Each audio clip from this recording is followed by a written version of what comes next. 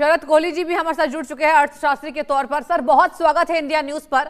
और देखिए, हम लगातार चर्चा कर रहे थे कि जो स्थिति ईरान की हुई है उस पर अब क्या असर होने वाला है। मैं पहला सवाल आपसे लेना चाहूंगी सर, ये बताइए आप तेल की कीमतों में, देखिए चूंकि आप अर्थशास्त्री अच्छे से समझाएंगे दर्शक को, तेल की कीमतों पर कितना ज्यादा कितना व्यापक असर पड़ने वाला है, क्योंकि देखिए सर, युद्ध अब चरम सीमा पर है।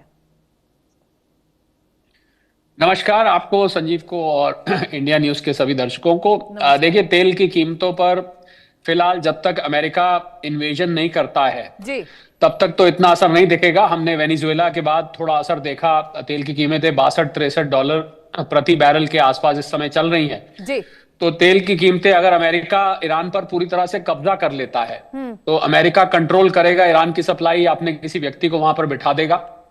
तो अगर उसने सप्लाई रेगुलेट करने की कोशिश करी या अपने दोस्तों को, अपने मित्रों को देने की कोशिश करी, हालांकि अमेरिका का मैं मानता हूं कोई दोस्त नहीं है, बिल्कुल। तो थोड़ी आपको कीमतें यहां से ऊपर आती दिख सकती है। परंतु मैं साक्षी एक बात जरूर कहना चाहूंगा कि भले ही ईरान ने गलतियां करी, ईरान ने ऑयल पर अपनी निर्भरता बढ़ा ली आर्थिक तौर पर, और अपने लोगों को ऑल्टरनेट इंडस्ट्री डेवलप करने की, यानी कि विकल्प ढूंढने की प्रयास पिछले चंद सालों में नहीं किया, और ईरान पर सैंक्शंस भी बहुत लगे।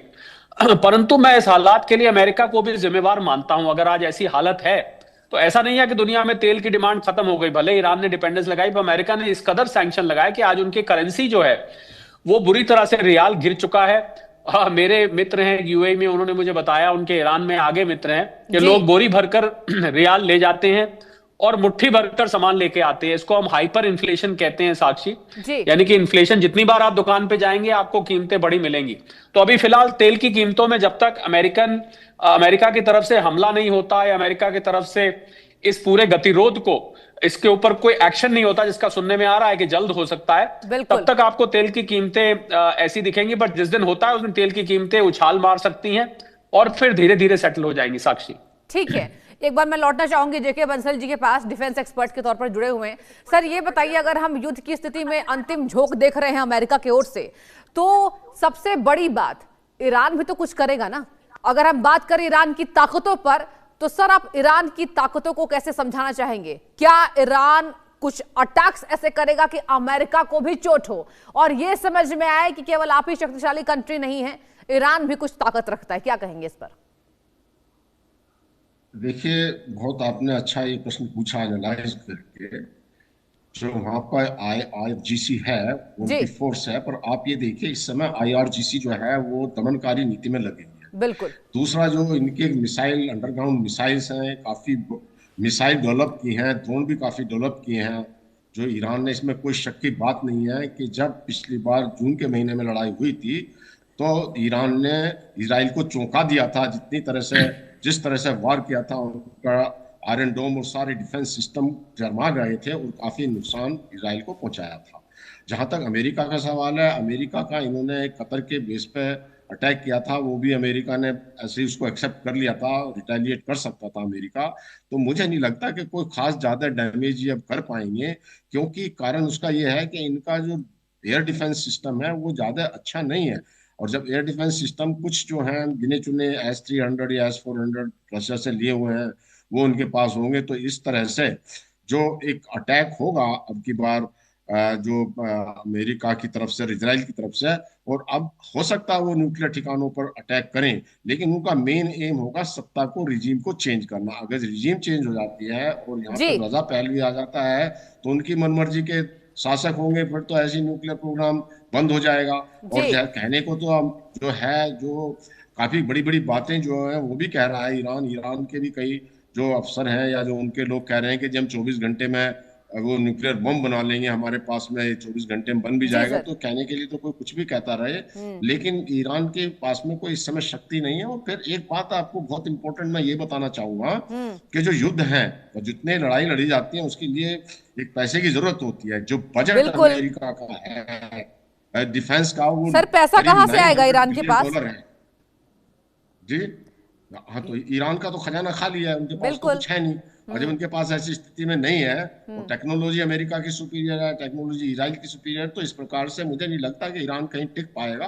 हालांकि वो हर तरह की धमकी दे रहे हैं, कहना पड़ता है, कहेंगे भी वो। अभी देखिए, जो जो इंग्लैंड के अंदर में, यूके में भी उनका जो एम्बेसी है, ईरान की एम्बेसी में, वहां पे झंडा बदल दिया गया है। सूरज और जो शेर का निशान है, जो कि पहले यहाँ पर रजा पहलवी का होता था, उसको चेंज कर दिया गया है। तो ठीक अब है। इनके लोग ही इतने इनके साथ में जो है। और एक और बात चल रही है, वो ये है कि जैसे बताया अभी संजीव जी ने भी बताया कि इसमें जो मोसाद और CIA काम कर रहा है, और अब जो हो सकता है हथियार गिरा दिए जाएं और जो प्रदर्शनकारी हैं उनको हथियार दे दे अमेरिका और इजराइल, और तो जो वो सामना कर सके, क्योंकि बहुत बुरी तरह से जो है IRGC उनके ऊपर आ रहे हैं। 217 तो ऑफिशियल है, कहते हैं 2000 तक लोगों की मृत्यु हो गई है, इंटरनेट काट दिया गया है। और अब स्टारलिंक का जो है वहां पे कम्युनिकेशन दिया जाएगा उसमें ठीक ईरान है। के अंदर में। तो जो स्टारलिंक का कम्युनिकेशन जब जब उनको मिल जाएगा प्रदर्शनकारियों को, तो वो और ज्यादा अग्रेसिव हो जाएंगे। Back to you sir. ठीक है सर, आप तीनों बने रहिए, आगे भी आपसे चर्चा लगातार करेंगे, क्योंकि देखिए अभी दुनिया का सबसे वैश्विक मुद्दा यही बना हुआ है और सबकी नजरें पूरी दुनिया की यही टिकी हुई है कि क्या ईरान और अमेरिका के बीच जो होगा उससे पूरी दुनिया पर बहुत बड़ा असर पड़ेगा। क्या 2026 की यही शुरुआत है? क्या 2026 में यही अंत होने वाला है? और चलिए आपको हम दो तस्वीरें दिखाएंगे। अब चलिए, ईरान और अमेरिका के बीच जो जंग छिड़ी है, इस पर जो यंग जनरेशन है ईरान पर, अब आपको हम बताएंगे, दो तस्वीरें दिखा रहे हैं। पहली तस्वीर जहां देखिए लगातार आगजनी, ईरान में 217 प्रदर्शनकारियों की मौत हुई है।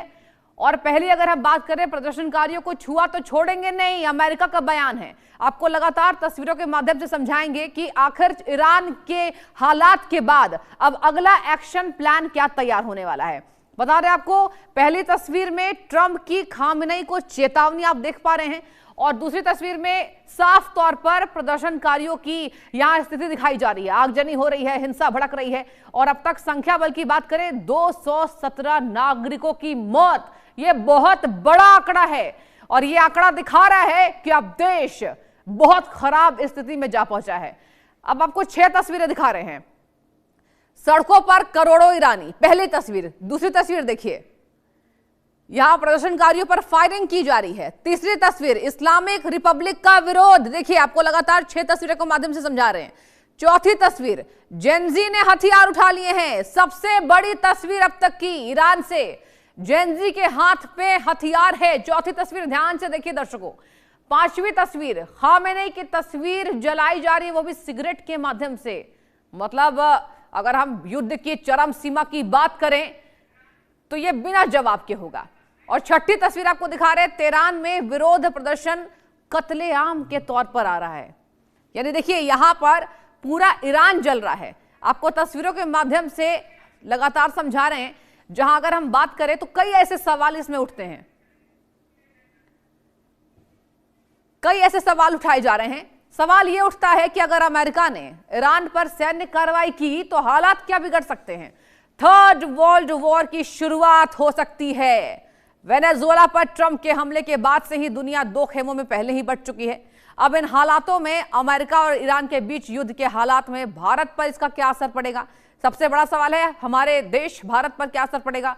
भारत और ईरान के बीच द्विपक्षीय व्यापार पर एक नजर डालते हैं। चलिए अब ग्राफिक्स के माध्यम से आपको समझाएंगे कि भारत और ईरान के बीच दो द्विपक्षीय वार्ता में क्या असर। अप्रैल 2024 मार्च 2025 तक ईरान भारत में व्यापार क्या क्या हुआ है और किस तरीके से आगे असर पड़ेगा।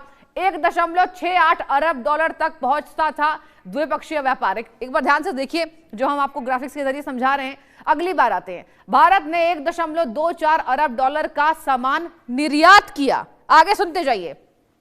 अगर हम बात करें, भारत ने 0.44 अरब डॉलर का आयात किया। यह आपको हम द्विपक्षीय वार्ता समझा रहे हैं ताकि ईरान के साथ हमारे कैसे संबंध है व्यापार के दृष्टिकोण से और आगे इस पर क्या खासा असर पड़ेगा उसको समझा रहे हैं। भारत को 0.80 अरब डॉलर का ट्रेड सरप्लस मिला है।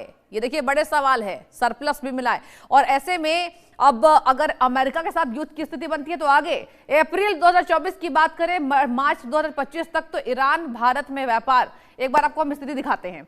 भारत से निर्यात और ईरान से आयात कितना, चावल, चाय, चीनी, और ईरान से आयात क्या क्या हुआ, सूखे मेवे, अकार्बनिक।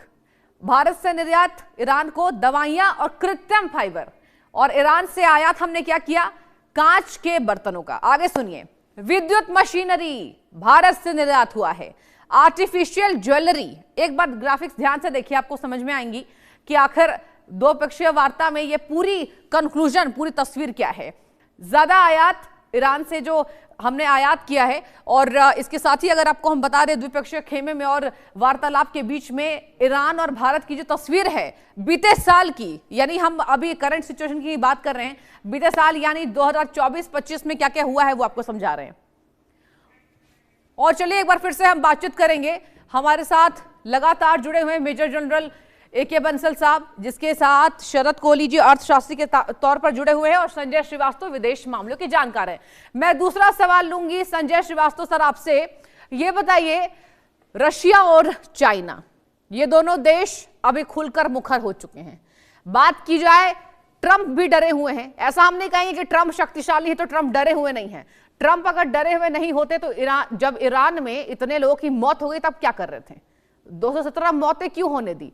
तो सर एक बार आप समझाइए कि अगर रशिया और चाइना ट्रंप के सामने आते हैं फिर ट्रंप क्या करेंगे? देखिए सृष्टि जी, सबसे पहले तो मैं ये कहना चाहता हूं कि इस बात की संभावना कम दिखाई देती है कि यूनाइटेड स्टेट्स ऑफ अमेरिका कोई बूट्स ऑन द ग्राउंड भेजेगा। हाँ। क्योंकि अमेरिका का जो बूट्स ऑन द ग्राउंड का भेजने का जो ट्रैक रिकॉर्ड रहा है उसके अनुभव अमेरिका को अच्छे नहीं रहे। चाहे वो 2003 का जो यूएस का जो large scale military invasion Saddam Hussain के रिजीम को बदलने के लिए अमेरिका ने किया था, उसमें अमेरिका वहां गया तो जरूर, लेकिन उसको आते आते उसको लगभग एक दशक का समय लगा, और अमेरिका को अपने कम से कम 4400 सैनिकों की जानें गंवानी पड़ी, और कितने के अंग भंग हुए, कितने घायल हुए। तो और अमेरिका को एक लंबा समय वहां से लगा, क्योंकि इंसर्जेंसी शुरू हो जाने के बाद अमेरिका की फोर्सेस वहां से विड्रॉ नहीं कर सकी। उसी तरीके से जब अमेरिका ने तालिबान की रिजीम चेंज की थी तो उस समय भी अमेरिका का जो मिलिट्री इंटरवेंशन था, हालांकि वो जस्टिफाइड था क्योंकि 9/11 का सबसे बड़ा आतंकी हमला अमेरिका पे हुआ था, लेकिन अमेरिका अफगानिस्तान में गया तो जरूर, लेकिन अमेरिका को वहां से निकलने में 20 वर्षों का समय लगा, और वो रातों रात वहां से उसको भागना पड़ा था। तो ये जो पूरी अमेरिका के large scale boots on the ground का जो उसका एक्सपीरियंस है अमेरिका का, अच्छा नहीं है। इसी वजह से मेरा ऐसा मानना है कि वर्तमान समय में ईरान के जो प्रोटेस्टर्स हैं उनको यूनाइटेड स्टेट्स ऑफ अमेरिका यदि जाहिर है कि कोवर्ट तरीके से CIA और मोसाद के माध्यम से वो सारी जो सपोर्ट है वो निसंदेह प्रोवाइड करा रहा है। ये दिखता है स्पष्ट रूप से कि अमेरिका की एजेंसीज पूरी तरह से एक्टिव है ऑन द ग्राउंड जीरो पे ईरान में जो प्रदर्शन चल रहे हैं। और लेकिन आगे आने वाले समय में जो यूएस की जो मिलिट्री एक्शंस होंगे वो इस बात की संभावना ज्यादा दिखाई देती है कि ये जो एक्शन होगा वो कोई एरियल अटैक्स के माध्यम से हो सकता है, जैसा कि अमेरिका ने जून में किया था। उसके 3 ठिकानों को अमेरिका ने एक स्पेशल जो ऑपरेशन के माध्यम से, जो बंकर बस्टर बॉम्ब्स के माध्यम से, GBU-57 बॉम्ब्स के माध्यम से उसके न्यूक्लियर ठिकानों को तबाह किया था, और तो उसी तरीके का एक एरियल अटैक अमेरिका कर सकता है। लेकिन साथ ही साथ मैं इस बात को अवश्य कहना चाहता हूं, यूनाइटेड स्टेट्स ऑफ अमेरिका की डेल्टा फोर्सेस वहां पर कोई स्पेशल मिलिट्री ऑपरेशन जरूर अंजाम दे सकती है, जैसा कि आपने वेनेजुएला के संदर्भ में देखा। और जाहिर है कि उसके जो टारगेट पे आयतुल्लाह खामनाई जो सबसे बड़े टारगेट है, और उसके अलावा जो कई जो IRGC के ईरानियन मिलिट्री के जो टॉप कमांडर्स हैं वो उसके टारगेट पे निसंदेह है। और जैसा कि आपने देखा था कि 3 जनवरी 2020 को यूनाइटेड स्टेट्स ऑफ अमेरिका ने अपने MQ-9 रीपर ड्रोन्स का इस्तेमाल करते हुए ईरान की जो कुछ फोर्सेस के टॉप कमांडर कासिम सुलेमानी को बगदाद में मार गिराया था। तो अमेरिका इस तरीके की जो ऑपरेशन है, जो हाई वैल्यू टारगेट्स हैं उनको अटैक करने के लिए अमेरिका बड़े स्पेशल ऑपरेशंस कर सकता है, लेकिन एक लार्ज स्केल मिलिट्री इंटरवेंशन की संभावना मैं नहीं देखता, क्योंकि जैसा कि मैंने कहा कि उसके जो अनुभव अच्छे नहीं रहे। और चूंकि लार्ज स्केल मिलिट्री एक्शन अगर अमेरिका नहीं लेता है तो ऐसे में इस बात की संभावना इस संदर्भ में भी कम दिखाई देगी कि रशिया और चाइना को सीधा ईरान के सपोर्ट में आएंगे। और जाहिर है कि अमेरिका का जो मुख्य लक्ष्य है और इजराइल का भी मुख्य लक्ष्य है इस इस्लामिक रिजीम को बदलने का, वो वहां के जो इंटरनल कॉन्ट्राडिक्शंस हैं उसको सपोर्ट करके अमेरिका इसको हासिल करना चाहेगा, और उसको अन्य माध्यमों से सपोर्ट करके उसको हासिल करना चाहेगा।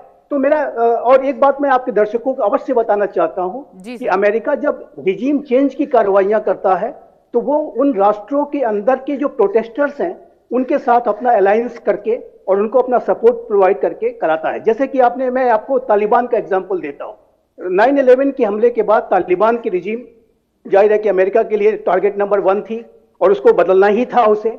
लेकिन जो तालिबान के रिजीम को बदलने की प्रक्रिया में अमेरिका ने नॉर्दर्न अलायंस को, जो कि तालिबान का विरोधी गुट था, उसको पूरा सपोर्ट दिया। CIA ने उसको सारे पैसे और हथियार प्रोवाइड कराए और नॉर्दर्न अलायंस ने एक तरफ से चढ़ाई शुरू की और फिर अमेरिका के बॉम्बर्स ने बड़े हमले करना शुरू किए और तालिबान के रिजीम कोलैप्स हो गई।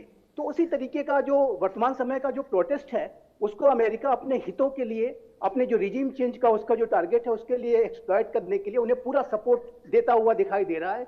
ऑलरेडी ये स्थिति वहां पर दिख रही है अंडरग्राउंड कि अमेरिका और इजराइल उसको पूरी तरह से सपोर्ट भी कर रहे हैं। लेकिन मैं फिर से कहना चाहता हूं कि चूंकि इसका अगर कोई डायरेक्ट मिलिट्री इंटरवेंशन ईरान में होता है और लार्ज स्केल ऑपरेशन, तो ऐसे में अमेरिका वहां पर एक लंबे समय तक फंस सकता है, जिस तरह का इराक और अफगानिस्तान का एक्सपीरियंस है। और ये सिचुएशन पूरे वर्ल्ड में एक तृतीय विश्व युद्ध की तरफ भी विश्व को ले जा सकती है। तो अमेरिका ऐसा नहीं करना चाहेगा और वो अन्य माध्यमों से, एरियल अटैक्स के माध्यम से या स्पेशल मिलिट्री ऑपरेशन के माध्यम से ही और पैसे इत्यादि की मदद से और हर तरीके का जो बूस्टअप और सपोर्ट इन प्रदर्शनकारियों को देते हुए वो वहां पर रजीम चेंज को कराने की कोशिश करेगा। तो ये मेरे असेसमेंट के मुताबिक यूएस की आने वाले समय में ये जो बेस्ट जो ऑप्शंस हैं उसके यही हो सकते हैं। सर, आपने बहुत अहम जानकारी दी। ये कहकर आपने दर्शकों को कहीं ना कहीं थोड़ी जो चिंता बनी हुई थी तीसरे विश्व युद्ध की, इस पर कहीं ना कहीं उन्हें रिलैक्स मिलता जरूर नजर आएगा। आपने ये कह दिया कि हो सकता है कि ये सब कुछ युद्ध की स्थिति बन रही है, लेकिन तीसरा वर्ल्ड वॉर जो तमाम चर्चाएं चल रही हैं वो नहीं हो सकता। एक बार मैं लौटूंगी शरद कोहली जी के पास, अर्थशास्त्री के तौर पर हमसे जुड़े हुए हैं।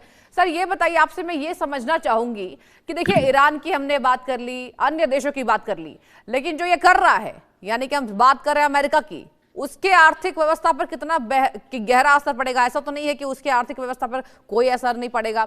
अमेरिका भी ये बात सामने से कह भी नहीं रहा है। लेकिन अगर हम बात करें तो अगर रियलिस्टिक फैक्ट्स पर हम जाएं तो अमेरिका को कितना ज्यादा खामियाजा इस युद्ध से, अगर वो अटैक करता है तो? रियलिस्टिक असेसमेंट इसका, सृष्टि, पहले तो मैं क्षमा चाहूंगा, आपका नाम मैं पहले गलत उच्चारण कर गया था। सृष्टि, अमेरिका की आर्थिक हालत बहुत अच्छी नहीं है। $38 ट्रिलियन से ऊपर का अमेरिका के ऊपर इस समय लोन है, कर्ज है, और खुद वो स्ट्रगल कर रहा है। ऐसे में देखिए, कोई भी मिलिट्री ऑपरेशन होता है तो उसमें पैसा लगता है, तो अमेरिका के ऊपर और एक आर्थिक भार पड़ेगा, पहली बात। दूसरी बात इसमें समझने वाली यह है कि अगर आप ईरान में खामिनाई की सरकार को बाहर करके और अपना कोई नुमाइंदा वहां पर बिठा देते हैं, हाँ, तो ईरान की जो आम जनता है, करीब 9.5 करोड़ की ईरान की इस समय आबादी है। तो उस 9.5 करोड़ की आबादी के सामने समस्या क्या है? क्या अमेरिका उस समस्या का समाधान ढूंढ पाएगा? उनके सामने समस्या है कि उनकी जो करेंसी है वो बिल्कुल कमजोर हो चुकी है, पहली बात। दूसरी बात, वह महंगाई इस कदर फैल चुकी है। तो क्या अमेरिका ऐसा ऑपरेशन करने के बाद, देखिए, आम आदमी को ये मतलब नहीं है कि खामिनाई चला गया और दूसरा कोई आ गया। आम आदमी को मतलब है कि उसकी जो व्यक्तिगत अर्थव्यवस्था है, लोगों के पास नौकरी नहीं है, काम नहीं है, लोगों के पास, जिनके पास ईरान में सृष्टि पैसे भी हैं जी, उनके पैसे इस टाइम परचेजिंग पावर उसकी खत्म हो चुकी है। वो पैसे से अपनी रोजमर्रा की जरूरत भी नहीं खरीद पा रहे, इसीलिए लोग सड़कों पर हैं। तो क्या अमेरिका इतनी जल्दी वहां की करेंसी को स्ट्रेंथ दे पाएगा? पहली बात। क्या इतनी जल्दी वहां महंगाई पर लगाम लगवा पाएगा? दूसरी बात। तीसरी बात, क्या अमेरिका ईरान की रियाल जो करेंसी है उसको हटा के वहां पर अपना डॉलर लगा देगा? हमें ये जिम्बाब्वे में, अमेरिका ने नहीं किया, पर हमें जिम्बाब्वे में देखने को मिला। तो ये बहुत बड़े सवाल है। केवल मिलिट्री ऑपरेशन करना और केवल खामिनाई को भगा देने से ईरान की समस्या का समाधान नहीं होगा। ये देखना होगा सृष्टि, ये तो एक कदम है। इसके बाद के जो कदम है वो बहुत अहम है, क्योंकि लोगों को आर्थिक राहत चाहिए, लोगों को नौकरी चाहिए, लोगों को काम काज चाहिए, लोगों के पास जो जुड़े हुए पैसे हैं उस जुड़े से खरीदारी करना चाहते हैं। ये समस्या का समाधान ट्रंप साहब कैसे निकालेंगे, ये उनको पहले सोच के चलना पड़ेगा। मिलिट्री ऑपरेशन 1, 2, 3 दिन में शायद समाप्त हो जाएगा, पर उनकी जो बाकी की जिंदगी है वहां के 9.5-10 करोड़ लोगों की, उनका क्या होगा? क्या इसके बारे में अमेरिका ने सोचा है, कोई प्लान बनाया है कि खाली मिलिट्री ऑपरेशन तक वो अपना ध्यान केंद्रित किए हुए हैं? क्योंकि लोगों में ऐसा हो जाएगा कि खामेनेई भी चले गए और दूसरी तो रिजीम आई, वो भी कुछ नहीं कर पाई, तो लोगों में हाहाकार मच सकता है और भी ज्यादा हालात वहां पर खराब हो सकते हैं। सृष्टि, ठीक है सर, एक बार मैं जेके बंसल साहब के पास जाना चाहूंगी। सर, ये बताइए, अगर हम लगातार चर्चा कर रहे हैं कि अमेरिका का अगला स्टेप क्या होगा, बाकी देशों की जो स्थिति है वो फिलहाल क्या बनेगी, मैं आपसे समझना चाहूंगी कि क्या अमेरिका ईरान की सभी ताकतों को नष्ट करने का एक उपाय बना सकता है? क्योंकि देखिए विकल्प तैयार कर रहा है अमेरिका ने, यह भी कह दिया कि हम सेना भेजेंगे, लेकिन क्या फिलहाल एयर स्ट्राइक से बात बन जाएगी? क्या लगता है सर? देखिए, एयर स्ट्राइक से ही करेगा, और ट्रंप ने बिल्कुल क्लियर बोल दिया कि हम बूट ऑन ग्राउंड नहीं डालेंगे। हाँ। और सिर्फ जो है ये एयर स्ट्राइक करेंगे। दूसरा, उनके पास में तो इतनी बड़ी फौज है, जो इतने प्रदर्शनकारी वो सारी फौज ही तो है। अब जो है एक बार एयर स्ट्राइक करके उनके जो मिसाइल हैं, जो उनकी IRGC को खत्म कर दिया, तो उनको फौज जब वीक होगी, और वीक होने के बाद ऊपर से हथियार दे दिए, तो वही सब फौजी बन गए। वो फौजी बन के वो करेंगे। दूसरा, स्टारलिंक वहां पे है। और मैं एक चीज यहाँ पर ये कहना चाहूंगा कि हालांकि हालात खराब है जो ईरान की जो इकोनॉमी है, बट उसमें क्या होता है कि जो सैंक्शन लगे हुए हैं उसकी वजह से इकोनॉमी खराब है। जब सैंक्शन हट जाएंगे तो इकोनॉमी इंप्रूव हो जाएगी। अब क्या हुआ है सीरिया में? सीरिया के ऊपर से जब से ये सारा आए हैं, तो उनको बुला लिया अमेरिका में, सारे सैंक्शन हटा दिए। इसी प्रकार से जब वहां सैंक्शन हट जाएंगे और उनके एक इकोनॉमी, वहां पर लोग इन्वेस्ट करने के लिए तैयार होंगे, अमेरिकन कंपनी आ जाएंगी, वर्ल्ड की सारी कंपनी आएंगी, तो वो एम्प्लॉयमेंट वगैरह जनरेट हो जाएगा। वो तो जो है, ईरान ने अपने आप खुद पैरों में कुल्हाड़ी मारी हुई है कि वो हुती, हमास और इनको हिजबुल्लाह को अपना सारा पैसा